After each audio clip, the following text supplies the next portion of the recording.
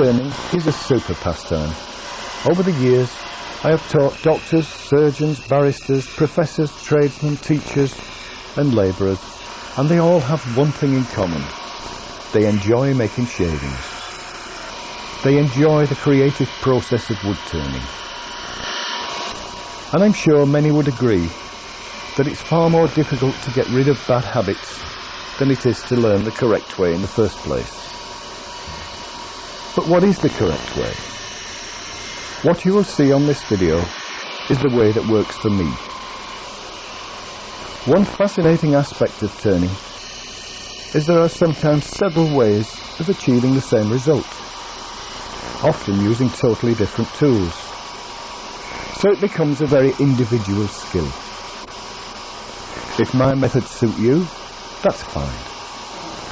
If you feel happier modifying any of my techniques, then that's okay. If it works, do it. That's my attitude. But we're jumping ahead a little. Let's start off by looking at the lathe and the tools and accessories that will help you. By the way, if you haven't yet bought your lathe, I would suggest that you buy the biggest and heaviest that your pocket can afford.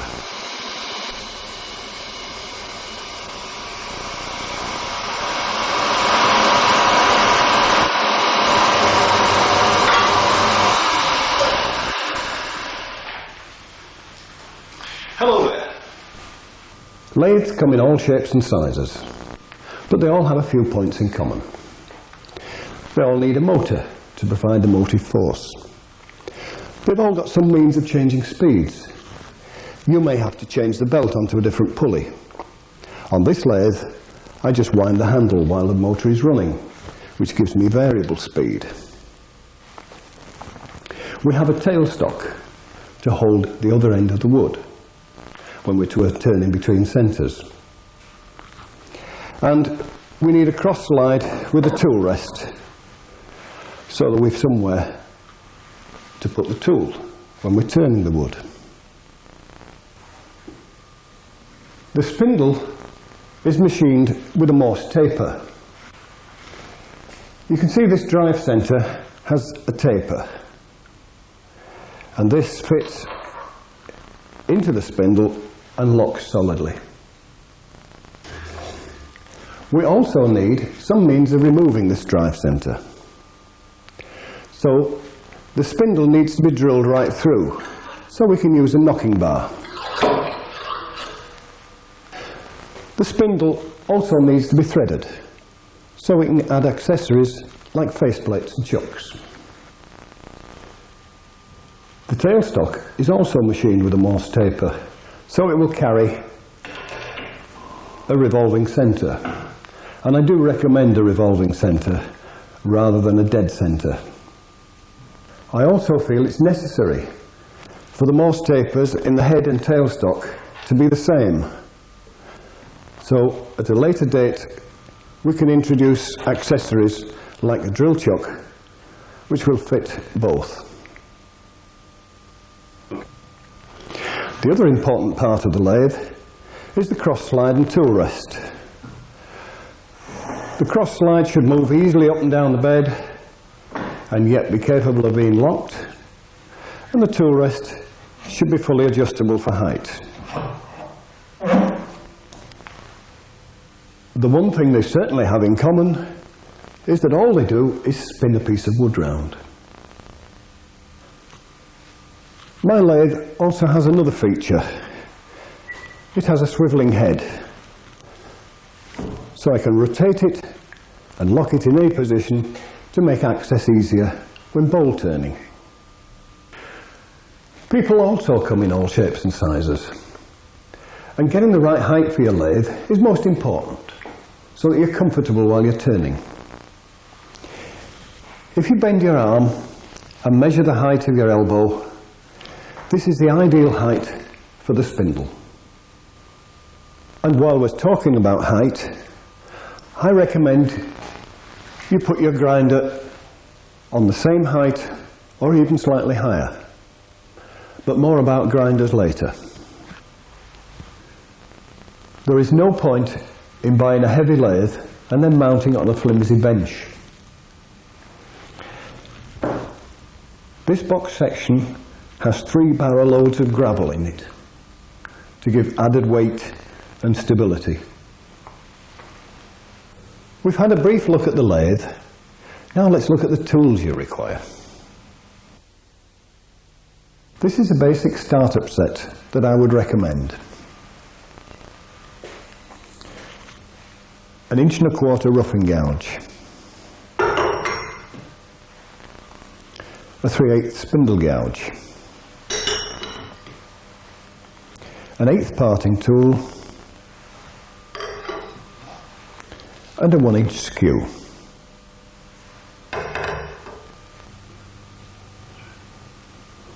So let's have a look at these tools in a little more detail. First, we need to understand a few of the names. This is the bevel, and this is what we call the heel, and the 2 sides are the wings. And this, of course, is the cutting edge.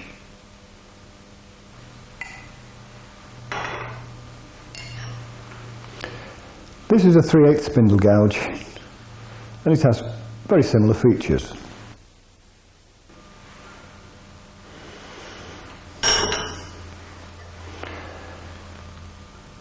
The parting tool has 2 bevels.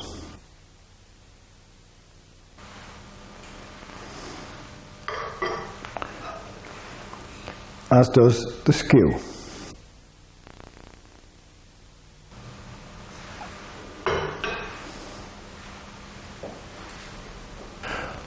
I feel it's really important to understand how these tools cut. Now, I think you'll all be familiar with a carpenter's chisel. This has a cutting edge and a bevel, just the same way that the turning tools do. Now let's see how it cuts a piece of wood.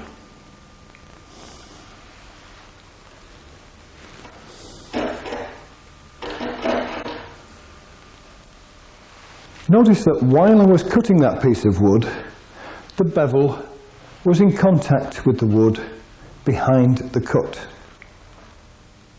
You'd never dream of trying to take the corner off by scraping across the surface. Now let's see how that works when we're moving the wood instead of the tool.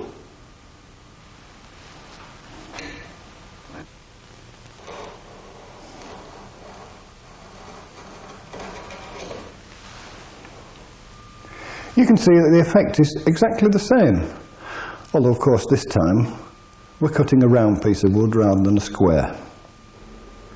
The point I'm making here is that the cutting action, as far as the wood is concerned, is the same whether we use a gouge or a chisel. We'll now prepare a piece for turning on the lathe. First, marking the centres by joining corner to corner.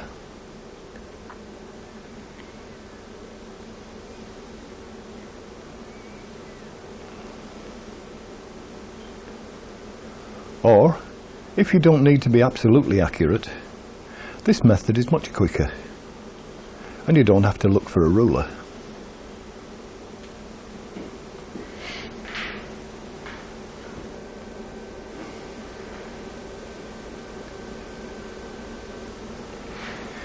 You might like to mark the cross with an awl at both ends.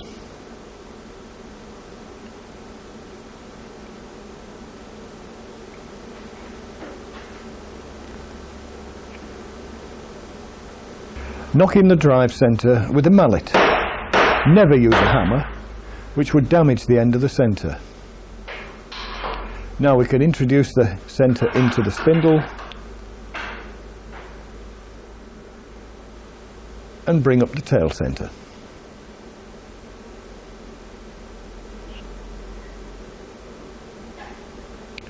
This tool rest is too short, so we'll change to the longer one. I like to set the tool rest just below centre and about 1/8 of an inch from the wood. But always rotate the wood to make sure it's clear before switching on. But before we switch on, we need a sharp tool. I normally grind my tools freehand, but I know a lot of you have problems. So you might think of buying a jig.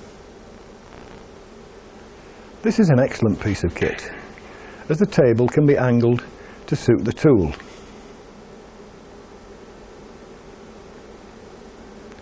And the angle can be altered to suit the rest of the tools. Always wear eye protection whenever you're grinding tools.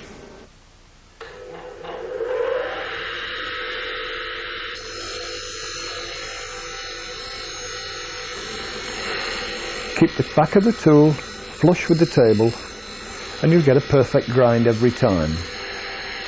The sparks dancing on the edge show that you're grinding right up to the cutting edge.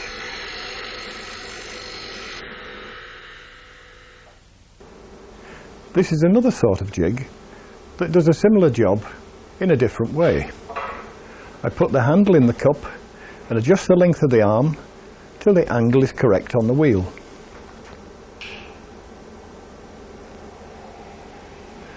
Then just rotate the tool, being very careful not to exert too much pressure on the wheel, otherwise you could burn the tool.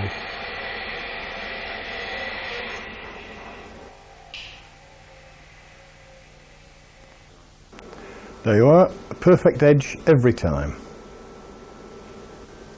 On the O'Donnell jig, I've now altered the angle to 15 degrees. And we need this little plate to hold the skew at the right angle. It's a little bit awkward holding the oval skew flush to the table, but it still does a far better job than I can grinding freehand. There's another little accessory which is used for grinding square-ended tools like scrapers. And this is a diamond which is used for truing up the wheel.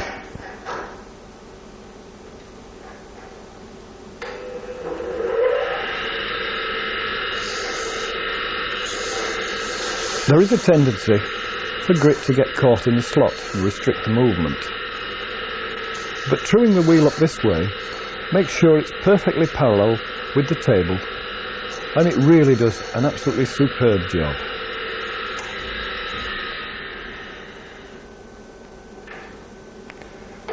I can remove the table and fit a straight tool rest for the times when I want to grind freehand.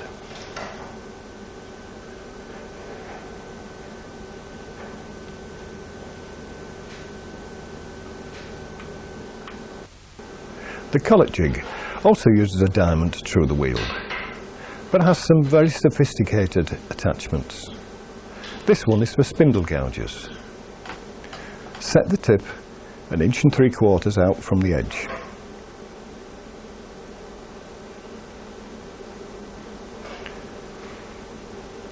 Check the angle.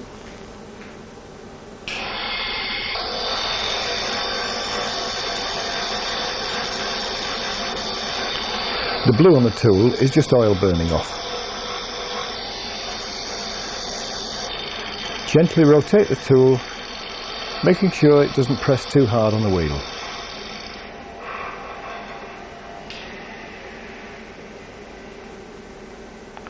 Although it looks a little cumbersome, this is the only jig I know that will produce this beautiful fingernail shape on a spindle gouge. There's another attachment for bowl gougers that produces this grind with swept back wings, but that's a little too advanced for this video. Now we can return to our piece of wood in the lathe. But where should we start cutting? If I was taking the corner off this piece of wood, I wouldn't start here. I'd start down here, near the end, and make successively longer cuts. And that's exactly what we do on the lathe. The speed is set to about 600 revs. Put the tool on the tool rest with the handle kept low Lift to bring on the cut. At the end of the cut, lower the handle again. At this low speed, the corners tend to bounce the tool, making cutting difficult. So we'll increase the speed. We're now up to about 1700 revs, and this brings the corners closer together, making cutting easier. I have my knuckle running along the tool rest, helping me to control the depth of cut. Keep the handle in close to your body and shift your weight from one foot to the other to control the movement of the tool.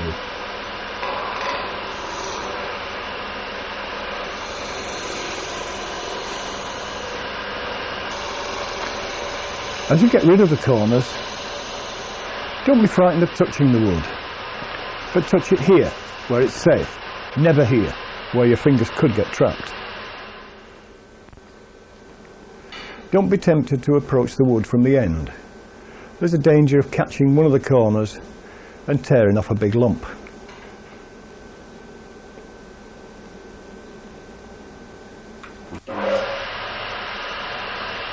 Always work towards the end and make sure you've got enough tool rest overhanging to be able to cut straight off the end of the wood. Apart from anything else, it's good to practice cutting both directions, because initially you'll find it's more comfortable cutting in one direction rather than the other. And the whole idea of this tape is to increase your cutting skills. Just watch the cutting action of the roughing gouge as we take this last cut.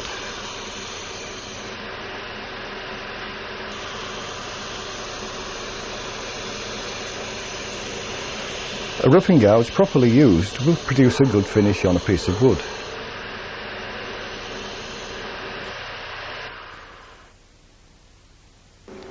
To get a better finish on the cylinder, we'll use the skew, but it's not very comfortable working at this angle, so we'll raise the tool rest.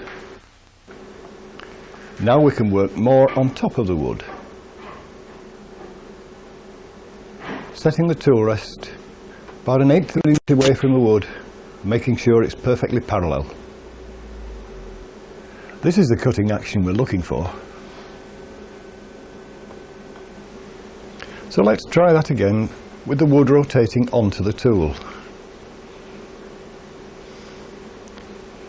Notice the cutting edge is 45 degrees to the axis and the shaving is coming off the middle of the tool. If we let the shaving climb up towards the point, we end up with a dig-in. Taking a vertical line from the cut, that's where the tool is supported.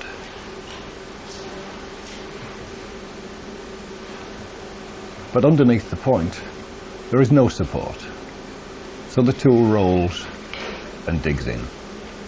I feel that once you understand why things happen, you have a much better chance of controlling them.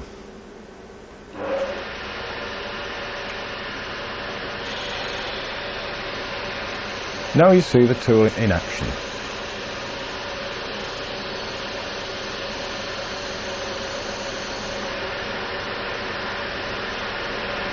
Still practice cutting both ways to develop that skill.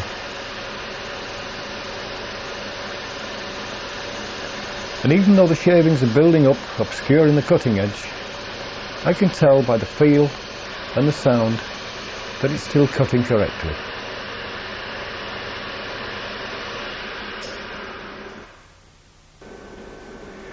So we end up with a nice smooth cylinder. Lowering the tool rests for the next cut. This time we'll cut end grain. Using an arcing cut, lifting the handle and rolling the tool over the tool rest.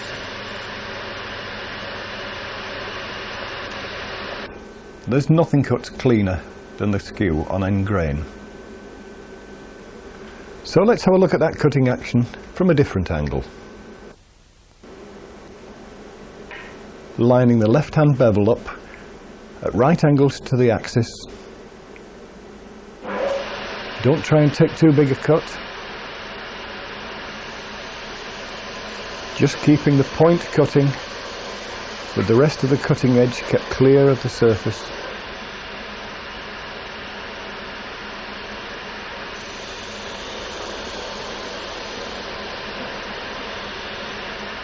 And this should be the result.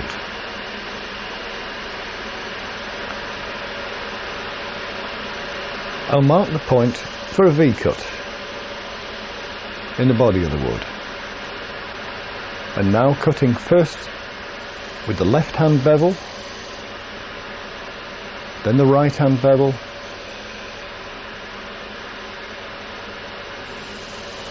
taking successive cuts from either side,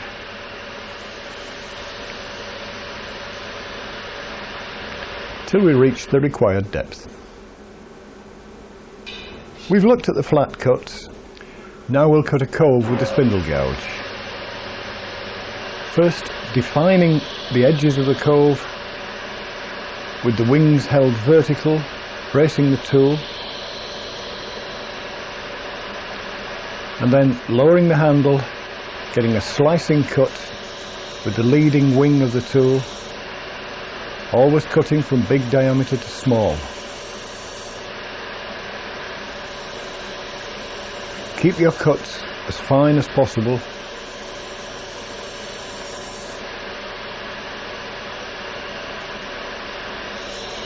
Rotating the gouge as it gets down into the bottom of the cove.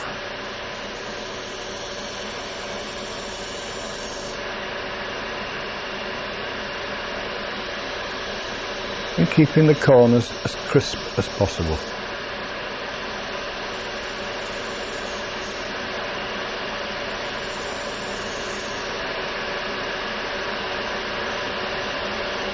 We'll now look at a bead. Rolling the tool over, lifting the handle. Now on the right hand side, feeling for the cut, rolling again, lifting to create the curve. Just cleaning up the corners with a straight cut. Just lifting the handle, no rolling this time. And now I want to show you how the movement of the handle controls the cut. This is a bead, the handle swinging, the tool rolling. Now the right hand side, and the same again. And cleaning up a corner with a straight cut.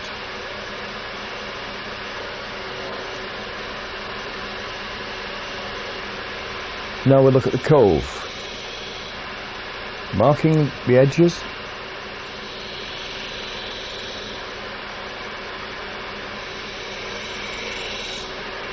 Try and make your cuts really deliberate and slow. And notice that the gouge is kept almost at right angles to the work.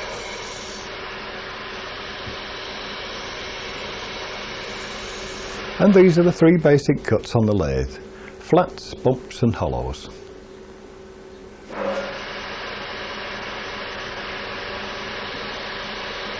For cutting a longer curve on the lathe, I use this technique. Rub the bevel on the wood, bring the handle round, keeping it horizontal until the cut starts. Press the bevel onto the wood with the thumb and just follow through with the curve. For some reason, students do have problems cutting an outside curve. But if you follow this sequence, it should make life a lot easier for you.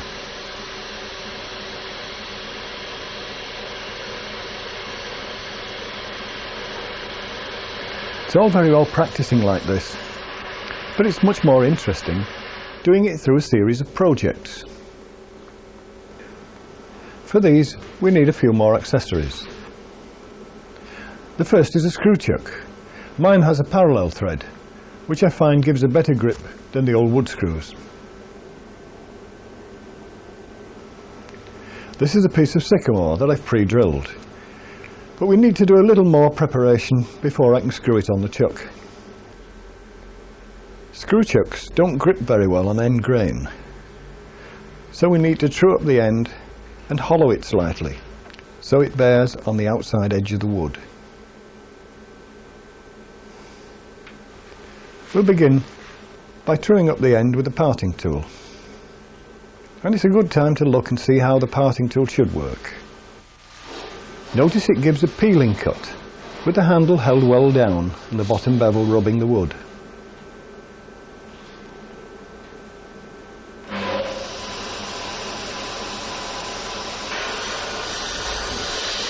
See this better with the lathe running.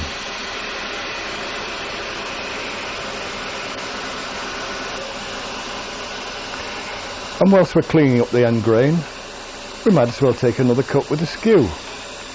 Never miss a chance to practice.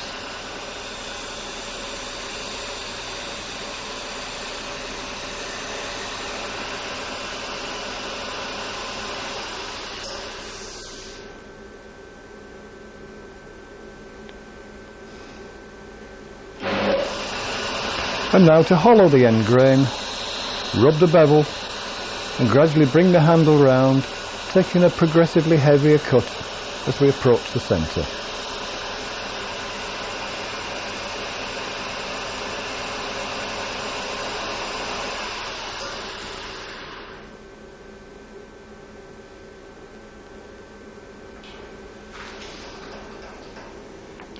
And here you see how the wood is relieved around the hole. I'll just tighten it up on the screw chuck.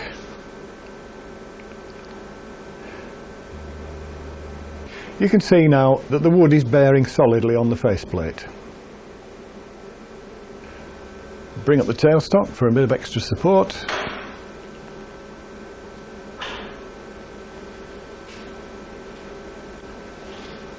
And now we're ready to roll again.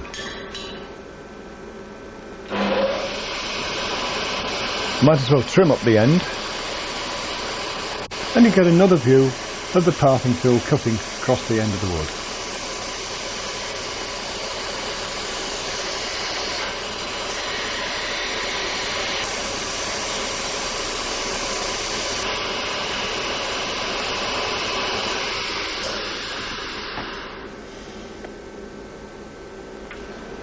The first little project will be a simple vase shape.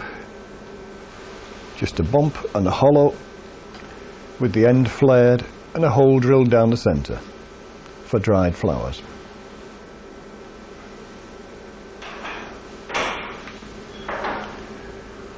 Set the tool rest so that we're cutting on the centre line. And it's often a good idea to take a cut with the tool while the wood is stationary, so you get the feeling of where the handle should be whilst you're cutting.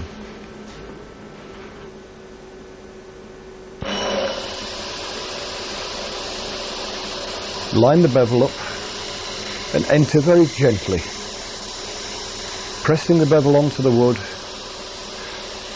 You can see here how the full bevel is bearing on the wood, supporting the cutting edge.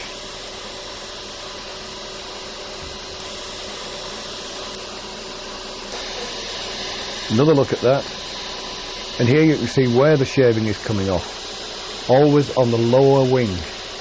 We're getting a slicing action, so we're getting little curly shavings. Stop right in the middle, don't go past the centre.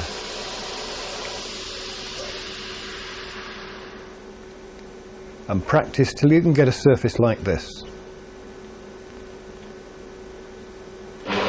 This time we're going to flare the end. So I'm rubbing the heel, bringing the handle round till it starts cutting, and then progressing to the middle.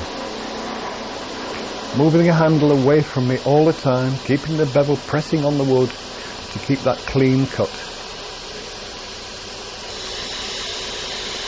Close-up of that, showing the handle moving round, the cut progressing to the middle, and we end up with the handle perpendicular to the end of the wood.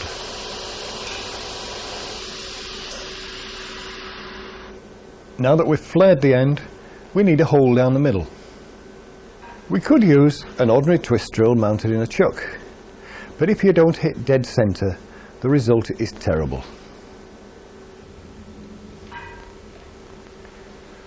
So you might like to try this technique of drilling a hole with the spindle gouge. We'll cut to the centre again, and this time as the handle comes around and reaches the axis,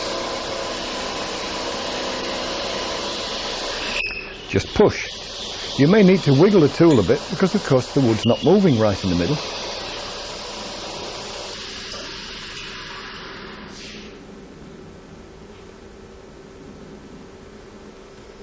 Now we've got a hole dead centre. I'd like to introduce you to another tool. This is a forged spindle gouge, and this is the roughing gouge. And if we look at the ends, we'll see that they're very similar shapes, so they do a similar job.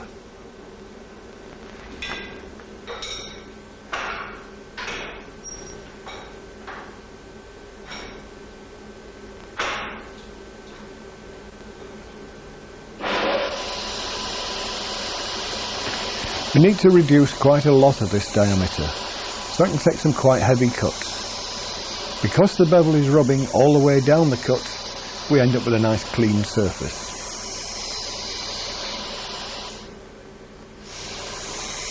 Here you can see where the shaving comes off the tool, always on the lower part of the tool.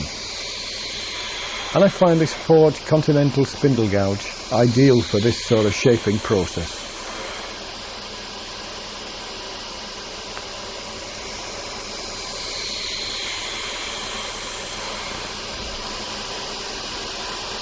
Switching back to the normal 3/8 spindle gouge to shape the neck. An arcing cut just cleans off that top edge. And now we're shaping into the neck. Same sort of cuts we used for the cove, this time on a bigger scale.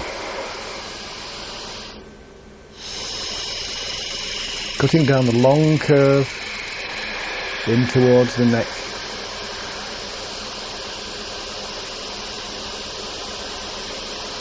And because I've got so used to this tool, I find I get a better curve with the short bevel of the continental spindle gouge.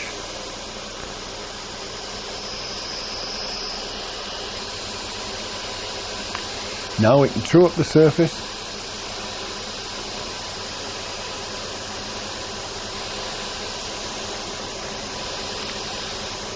and start on the outside curve. And this is the one that usually gives most problems.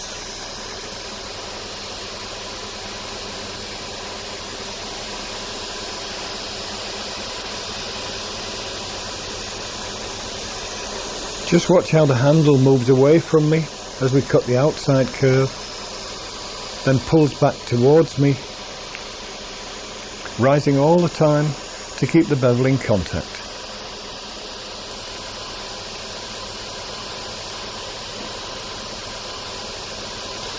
Switching back to the 3/8 spindle gouge for the curve underneath the piece.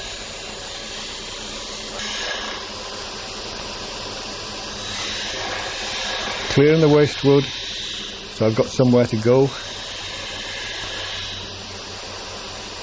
Rubbing the bevel all the way down the cut.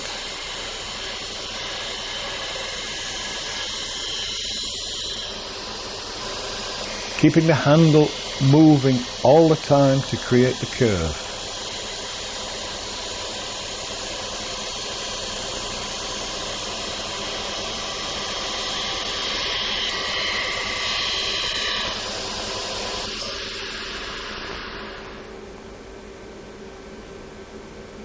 We can also learn elements of design from turning pieces like this.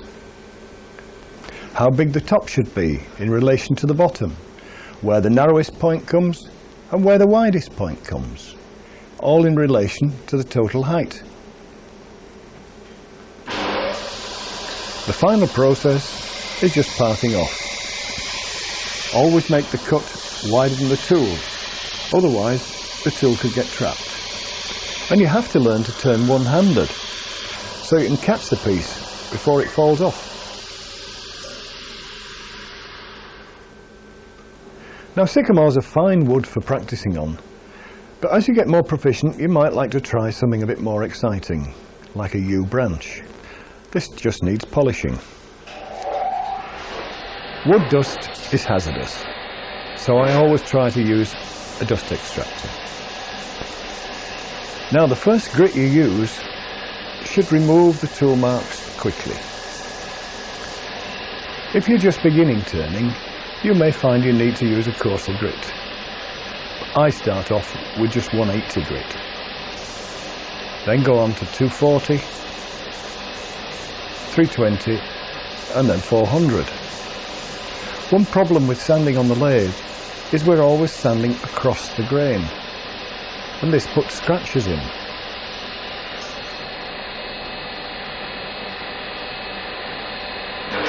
The trick is to make the scratches so fine that they can't be seen on the finished item.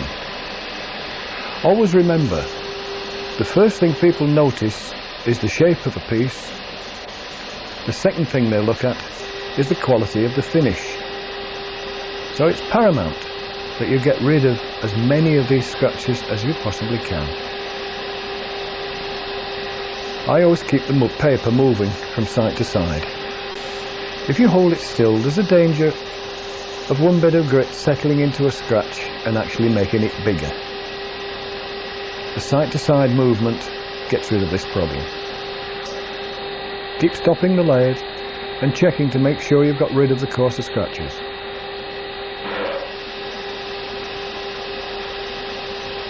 And now I'm just finishing off with the 400 grit, getting the final surface.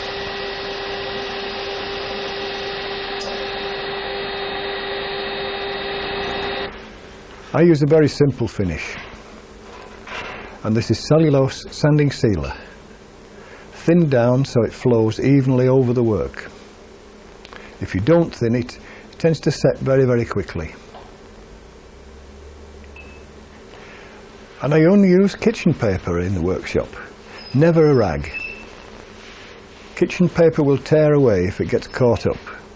A rag will tend to pull your fingers into the work, which would be extremely dangerous.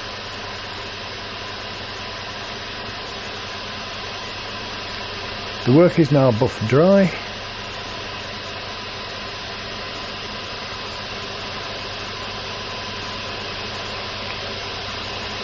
And a final coating of wax applied with steel wool, which has an abrasive action, getting rid of any surplus sanding sealer that's left on the surface, will complete the picture. This is a very fast drying wax, so I'll replace the lid so it doesn't evaporate. And a final polish up, still with kitchen paper, which surprisingly enough polishes better than cloth.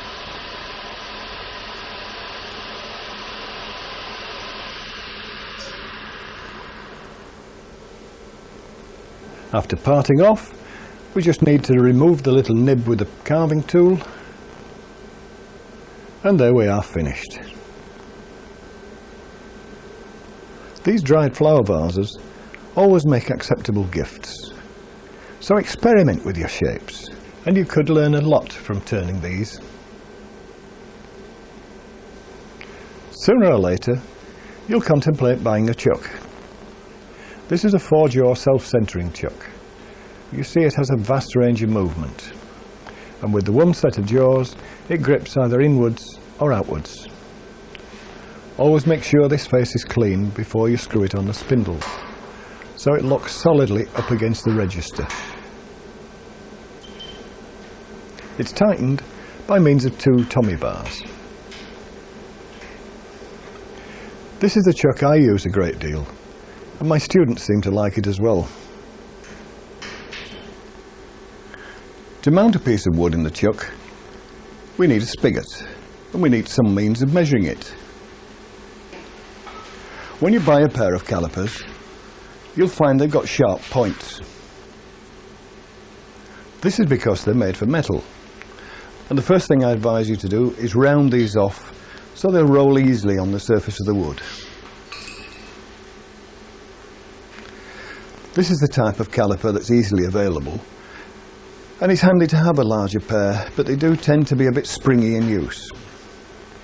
A cheap pair of vernier calipers can be extremely useful for making internal and external measurements. Just as important as cutting the spigot is getting this face perfectly flat, so it bears on the front face of the jaws. But beware of making your spigot too long. It shouldn't extend beyond this dovetail section of the jaws, so that when we mount the piece of wood in the chuck, it should run just as true as it did between centres.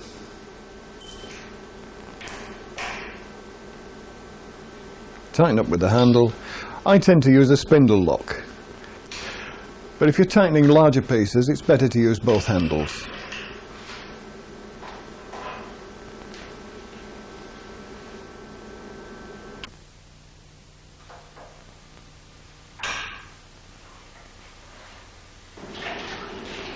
I'm going to turn a mushroom. Mushrooms have always been a popular item, and they have a very distinctive shape. Watch here as I turn the top curve. Notice how the handle moves to create the curve, and how it is always the lower wing of the gouge that is cutting.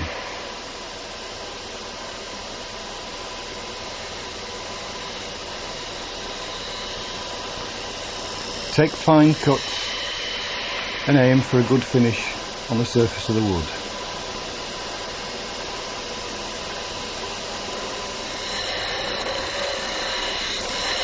Around the edge is a much sharper curve, more like a bead. And these two curves must blend together so that we get a slow curve which tightens around the rim. Don't be too worried if you don't get a perfect finish first time, as you can always complete the job by sanding. But it's something to aim for in the future.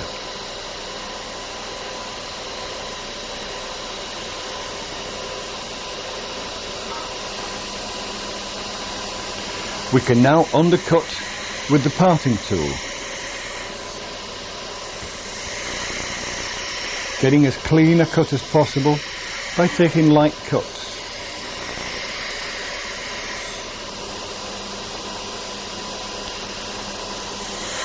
And now a lot of material has to be removed.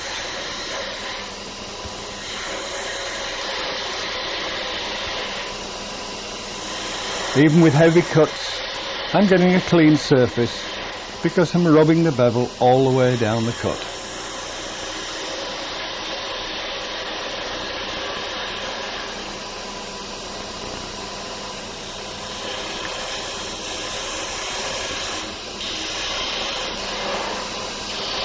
We could make a freestanding mushroom, but I prefer to turn them and mount them in groups on a suitable base. So the bottom of the stem needs to be turned to a spigot.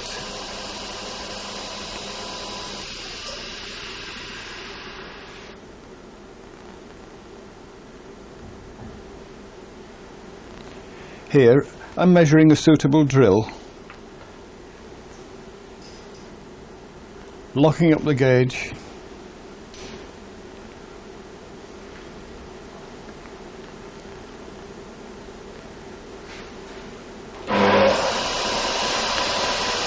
and now cutting the spigot with the 8th parting tool.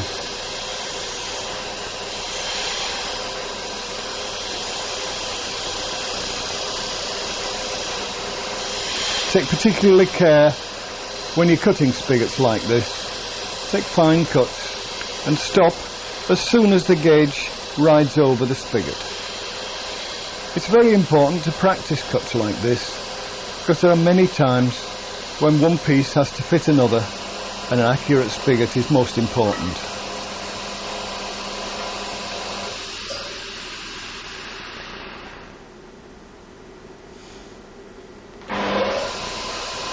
Now I'll finish off the stem with the mini roughing gouge,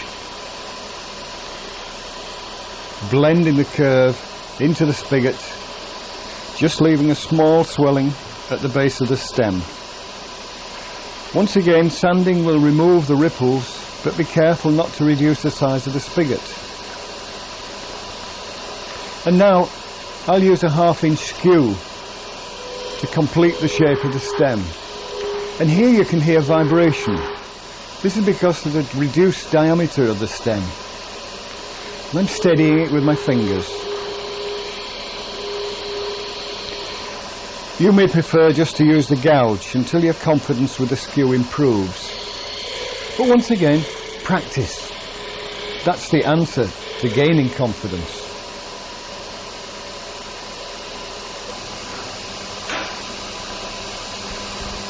And so, once again, we're into the finishing process.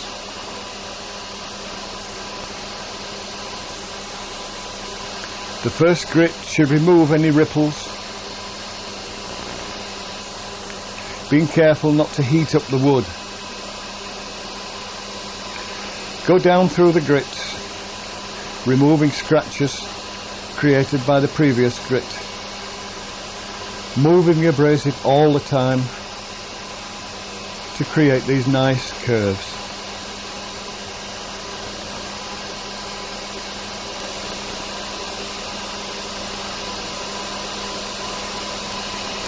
With wet and dry paper, I like to take an 8th sheet, fold it into 3, which gives me a comfortable little pad.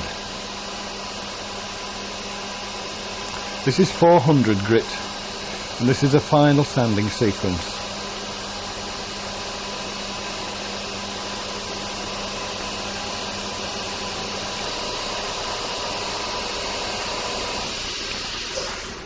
Check the surface for any scratches.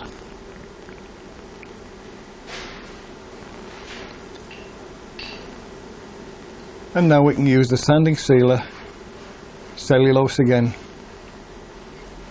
to seal the wood. Wipe off with kitchen paper. Once again, kitchen paper is far safer than using a cloth.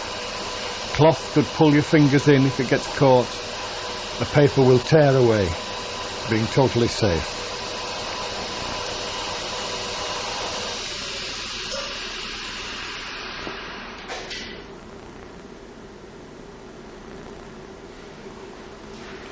And now to the wax. Once again, applying the wax with the steel wool. This takes off any surplus sanding sealer left on the surface. Allow to dry for a few seconds and then polish up. Once again using kitchen paper. Surprising how well this does polish.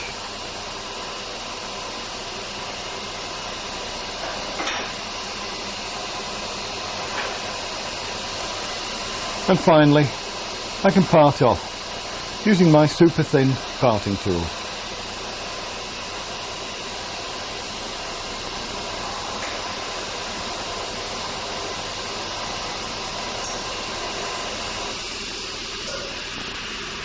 Make several of these in different sizes. Mount them on an interesting piece of wood and you have an excellent conversation piece. With this group, the large mushroom is made in 2 pieces, using the natural surface of the tree for the underside.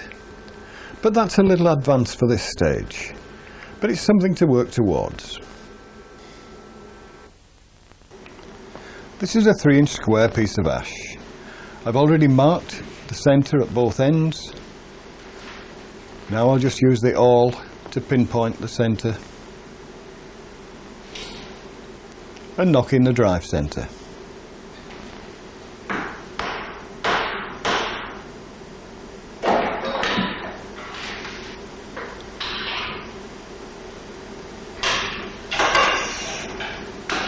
Bring up the tailstock.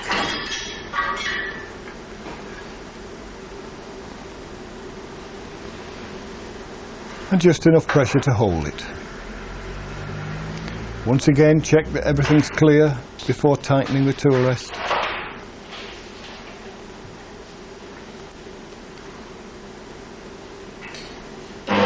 And now I'll rough it down.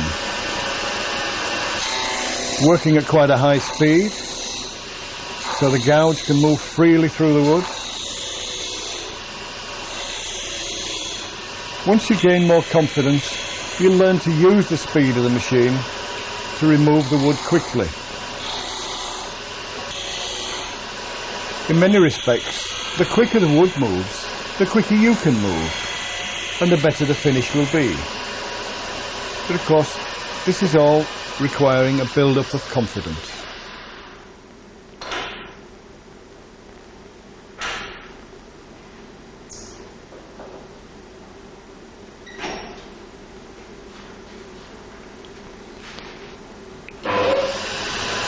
Once again, we prepare the piece for the chuck.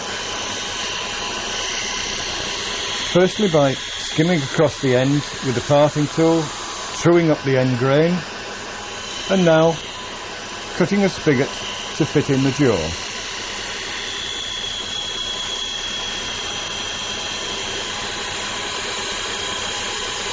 Use the calipers again. Many chucks need a very accurate spigot. Lengthen the spigot, and now just take off the sharp corners.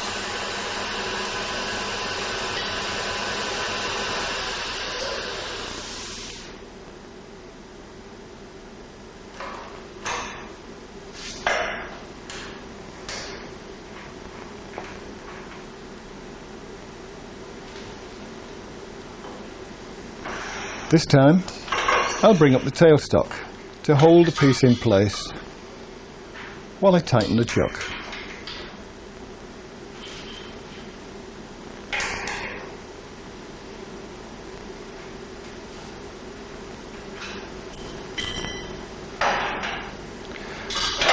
So now we're ready to roll once again.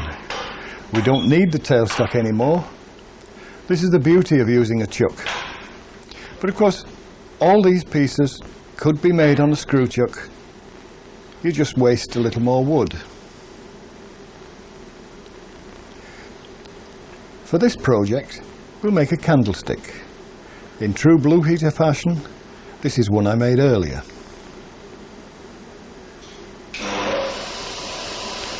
First step is to clean off the end grain. Ash is another good wood to practice on.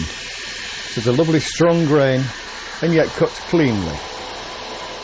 Practice making cuts like this until you get this sort of finish every time.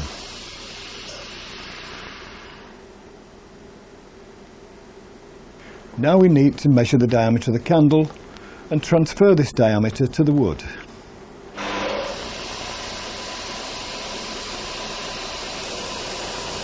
Rubbing only the left-hand point, which is supported by the tool rest. Now we need to drill a hole, just as we did with the weed pot, but not as deep. Just waggling the handle, because of course the wood's not moving right in the centre.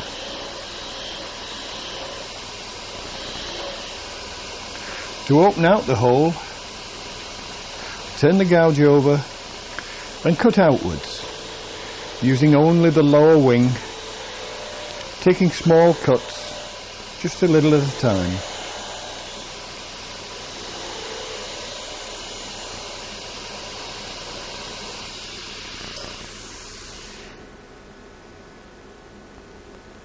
To complete the hole, we need a square-ended scraper. This is ground across the end and down the side. And I polish the cutting edges, removing any burr.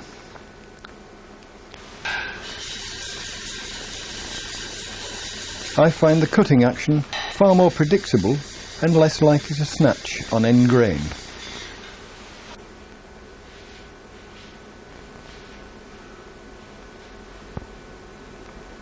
You can see here the sort of finish I get on the tool. I'll remove the tail centre to avoid injury, and now using the tailstock to support my elbow, I can cut a slightly tapered hole.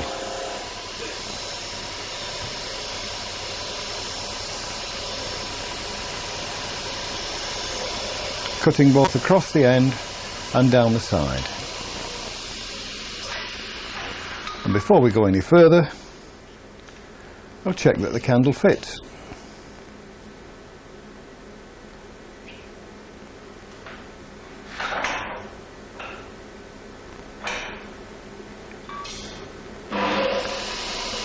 The saucer shape can now be cut using the 3/8 spindle gouge.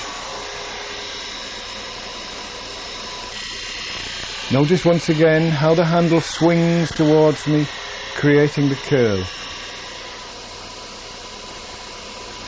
And now rounding off the cup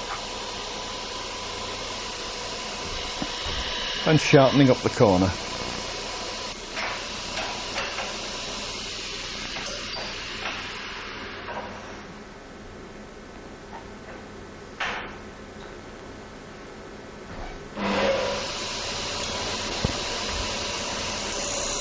Truing up the surface once again with the small roughing gouge.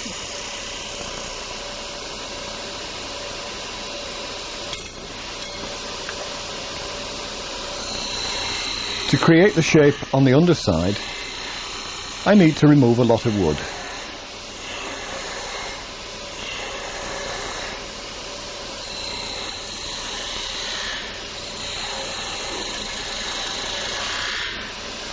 Always cutting from big diameter to small,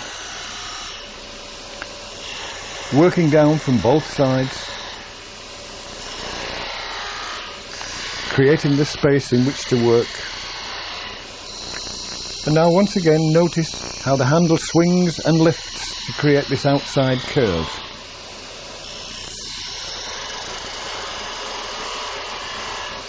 Just finishing off underneath the curve. And now we need to create this long curve down to the base. The mini roughing gouge comes into its own once again, removing wood very quickly, yet because the bevel is rubbing, we're leaving a good finish.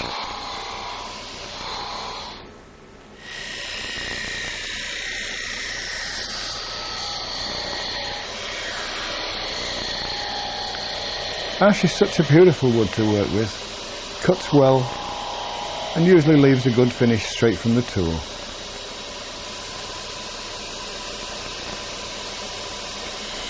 A little curve on the underside of the foot,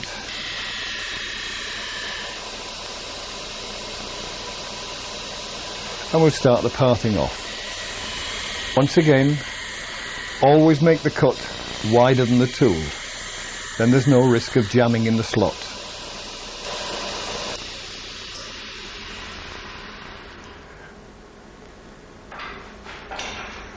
And once again, we're into the sanding sequence. This is another project where the curves are quite simple. Should develop your tool technique, but if you don't quite make it, the curve can be sanded to shape without too much trouble. And once again, go down through the grits, don't miss any out. Finally finishing up with 400 wet and dry.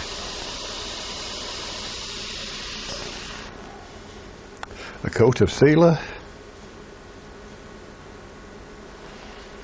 and a final coat of wax.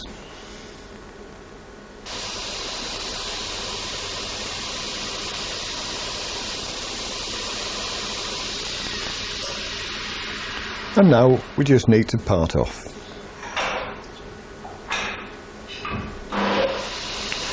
Once again, using the 8th parting tool, and make sure that the last cut is across the base of the candlestick, leaving a clean finish.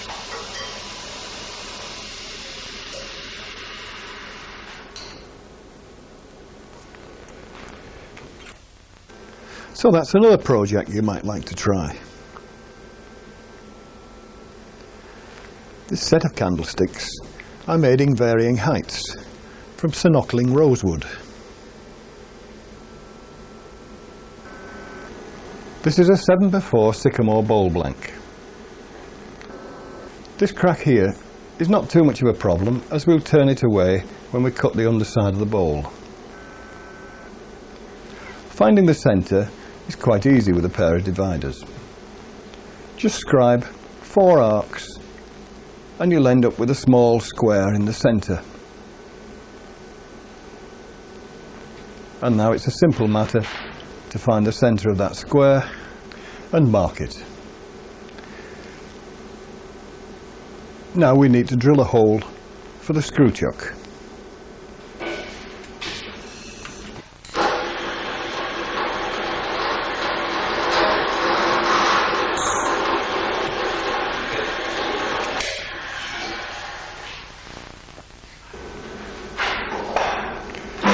The last piece we turned on here was fairly high speed spindle turning, so first thing I need to do is reduce the speed. This is down to about 700 revs, which should be okay for this bowl. This time we've drilled a hole into the side grain, so there should be no problems at all in holding on the screw chuck.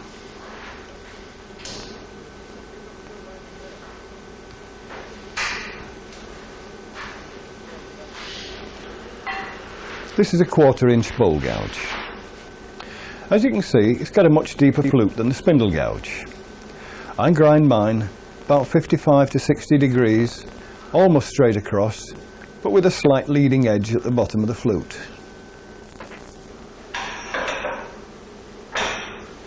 Always make sure that the bowl is clear before switching on. Cutting the uneven surface can often create problems. The gouge tends to bounce, so it needs very firm pressure, pressing down very firmly on the tool rest to control the cut. Cut in from each end so you don't damage the outer surfaces. And now, as we get into solid wood, we see a much better cut emerging.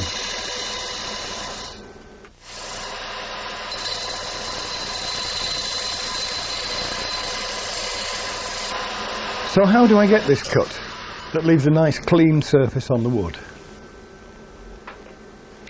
If I take a cut with the wood stationary, you can see that the bevel is rubbing behind the cut. With the lathe running, the movement is exactly the same. And here you can see how the bevel is rubbing behind the cut once again.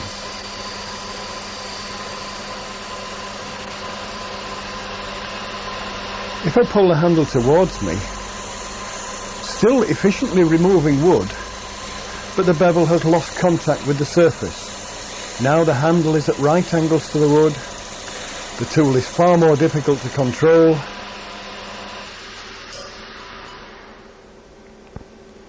and this is the finish we end up with. I'll just clean up that surface and then we'll have a look at it.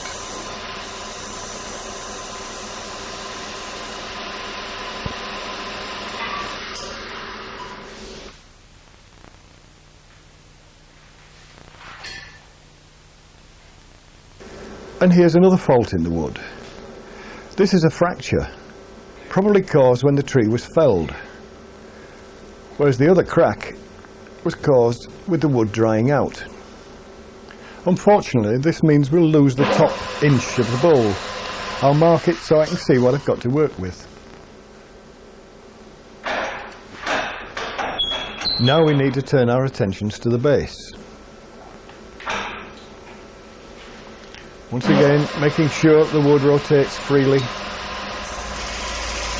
Starting the cut, but once again we've got an uneven surface. This is a place where we can use the cut where the bevel is not rubbing, just to take the lumps off.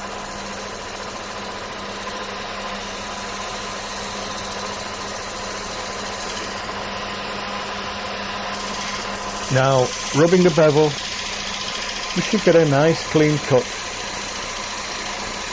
Pressing the bevel firmly onto the surface, allowing the shaving to come off the bottom wing of the tool. and stopping dead in the middle.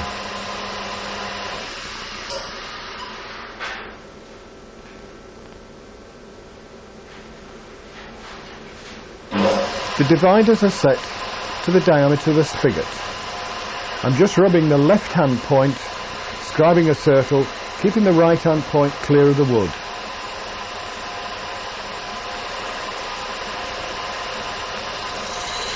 Now we can cut using the parting tool. Bear in mind that 3 small cuts are far better than 1 big one.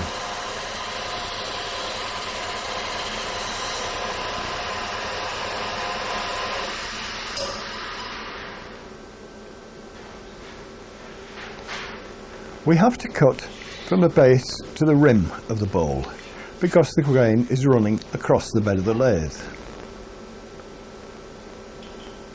Here you can see the sort of movement the gouge has to make.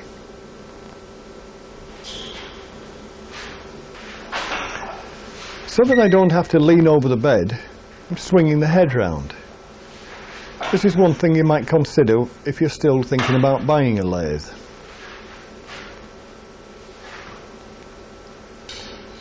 And now we'll see how that cut works in practice. Rub the heel and bring the handle round till the cut develops.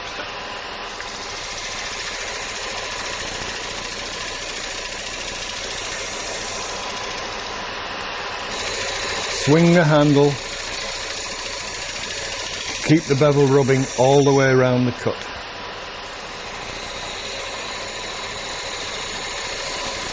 The cut always comes off the lower wing of the tool, so the handle has to be kept fairly low. Now I can increase the speed.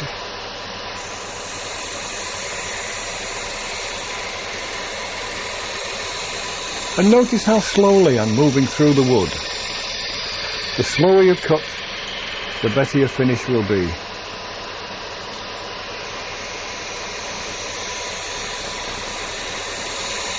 And sycamore is a delightful wood to use.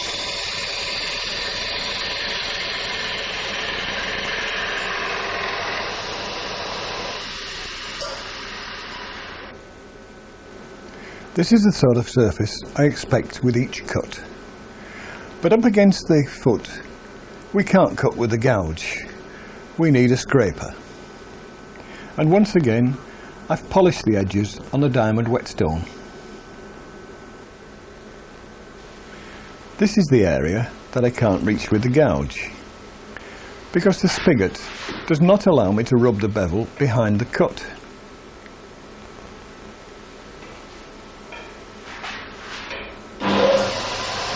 I can, however, cut it with the scraper.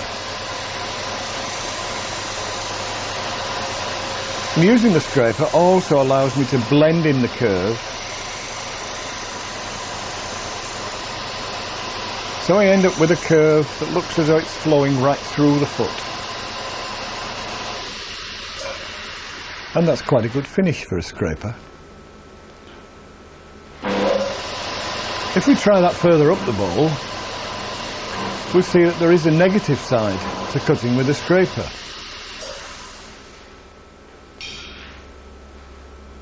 Here you can see the grain has been torn slightly.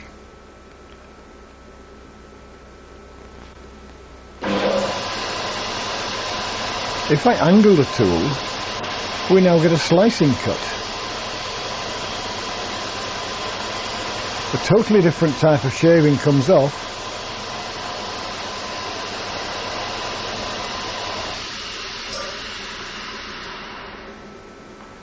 and the finish is much improved, but still not as good as the finish from a newly sharpened gouge.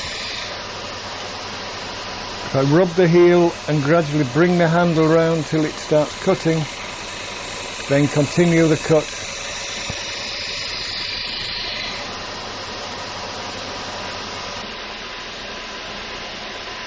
Once again, watch how the handle moves towards me and then away from me as I take this final cut.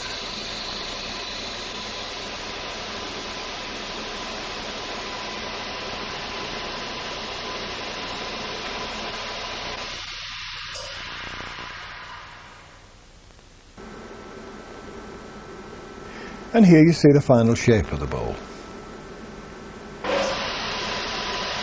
If we're going to use the spigot as the foot of the bowl, then this also needs a little bit of work with the spindle gouge. First crisping up the edge, and now a slight hollow in the centre so it sits on the outside edge of the foot, and a little bit of decoration.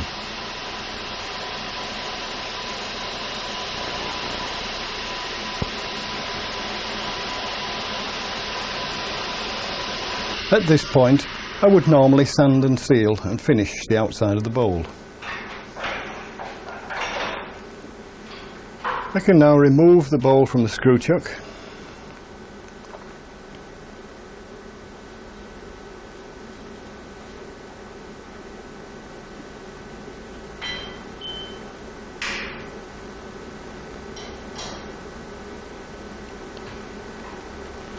Remove the screw chuck .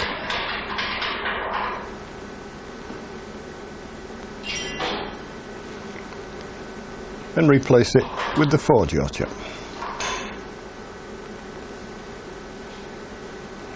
Now the jaws should grip on the spigot we've left.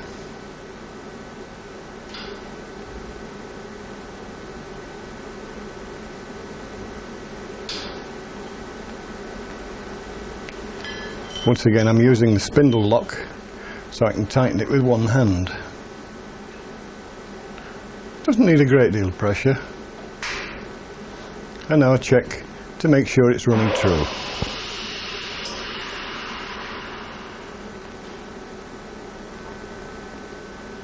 The tool rest is set so the gouge is cutting on centre height.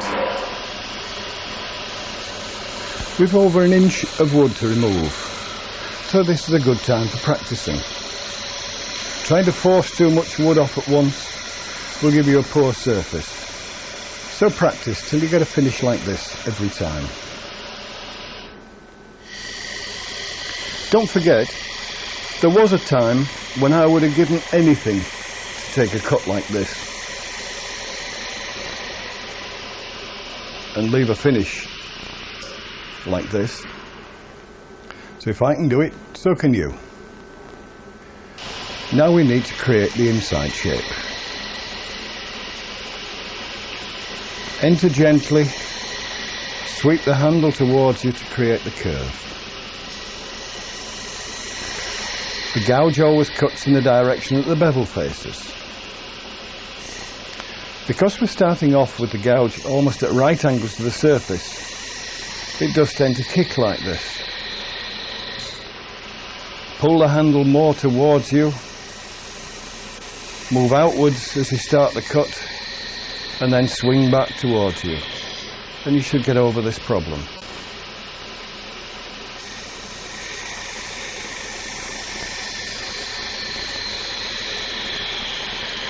Once again, remember that several small cuts are better than one big one.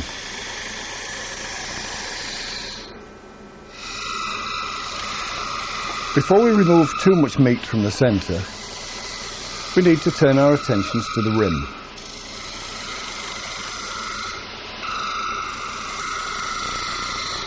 Take it down in small steps. Now I'm just supporting the outside edge with my finger.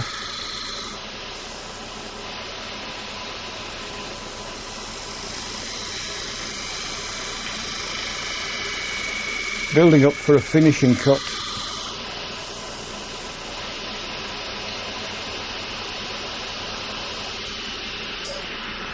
And to take a finishing cut, we need a really sharp tool. A light touch on the 80 grit wheel should give us that razor edge.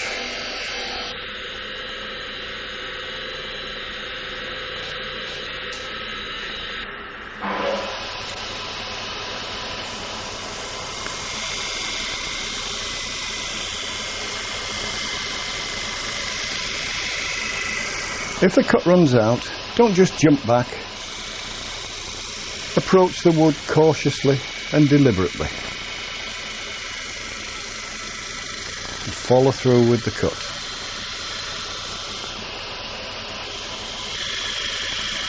Now removing some of the bulk from the inside. Use a body movement to control the cut.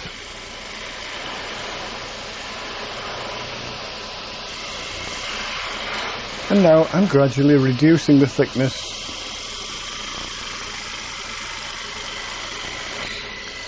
working down towards the centre, keeping the bevel rubbing all the time.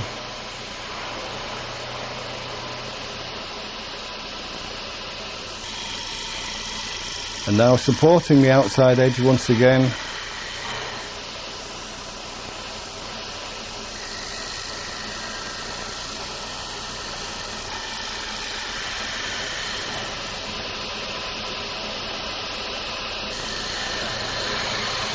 If the wood in the centre gets too heavy for a cut, take it off in 2 stages.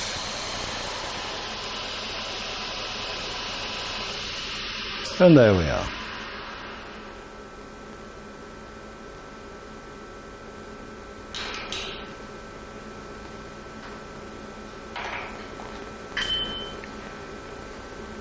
I don't suggest you try and make your first bowl this thin, but once in a while you've got to try and test the limits of your tool work. So now we've come to the end of the 4 projects, which I hope will help you develop the tool control that will allow you to enjoy your wood turning as much as possible. And also build your confidence to the point where cutting cleanly will become an automatic process, enabling you to concentrate more on the design than on the cutting action.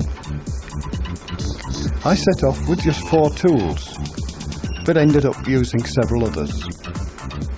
I hope you now will understand why I chose an 1¼ inch roughing gouge rather than a 1-inch one. The 1 inch is rather small for large diameters and clumsy on small diameters, whereas the 1¼ inch gouge, used in conjunction with the square ground continental spindle gouge, copes with all diameters. You have seen how versatile a 3/8 spindle gouge can be. I call it my universal tool because it can be used in so many situations. The 1/8 parting tool is also a very versatile tool that I use a great deal. My super thin parting tool reduces waste and gives a superb clean cut, especially on the harder woods. And you have seen how I treat scrapers, polishing the grinding marks out rather than leaving a burr. Try both approaches and see which you prefer. Lastly, I have used the 1/4 bowl gouge, another one of my favourites. But there is one thing that neither I nor anyone else can teach you. It's what I call the touch. How much pressure to apply when holding the bevel on the wood. It needs to be just enough to balance the resistance of the wood, no more. Too much and the gouge will start to bounce on the surface. Not enough, and it will be difficult to keep the bevel in contact. The question of speed is one where I have been deliberately vague. I do not feel that there is an optimum speed for each diameter. As I have shown, the slower the wood moves, the more difficult it is to control the cutting action, and the slower you have to make your movements. Start off slow by all means, and as the wood is trued up, increase the speed to make the cutting action easier. Always stand to one side when switching on to be safe. If the lathe starts to vibrate, lower the speed again. The lathe is already the safest of all the woodworking machines. All the others have a rotating metal cutter. After all the lathe does is spin a piece of wood round. So let's try and keep it safe. I hope this tape will help you get as much enjoyment out of turning as I do. There's something very satisfying about taking a clean cut across a piece of timber and seeing a surface that no one has ever seen before. Each piece of work a voyage of discovery. But you must be critical of every piece you make. Think of ways that it could have been improved, and make your motto, the next one will be better. There are 5 other videos available in this series, A Lesson with Stott. Cutting and sharpening provides you with detailed knowledge about grinding your tools and how to use them with the correct cutting action. Turning boxes demonstrates 3 different boxes from start to finish. Turning bowls, the making of 3 bowls, showing timber drying and rechucking, undercutting rims and reverse chucking. Natural edges and hollow forms illustrates many different ways of incorporating the natural edge of the wood, and also shows hollowing techniques in both side and end grain. And decorative effects and colouring, showing a wide variety of ways of decorating your work with carving, burning, sandblasting, abrading, together with several novel colouring ideas. And then the super thin parting tool, which has been very successfully sold in both England and America.